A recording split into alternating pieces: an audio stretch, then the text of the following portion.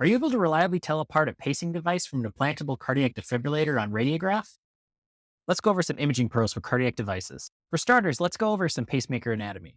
The battery pack or can is typically embedded in the chest wall.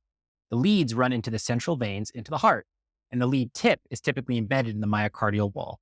So how do we tell apart a pacing lead from an implantable defibrillator lead?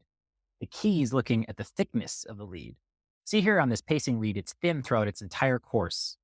But notice on this defibrillator lead, this thickened part towards the tip, that's actually where the coiling for the defibrillator is housed.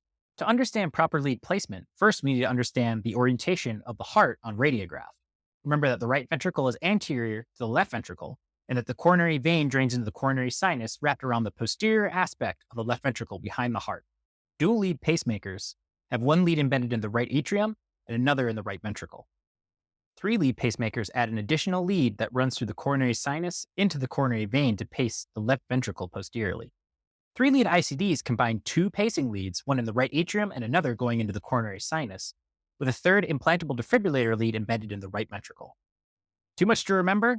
Don't worry, there's a lot of apps that can help you identify which device your patient has for the electrophysiology team.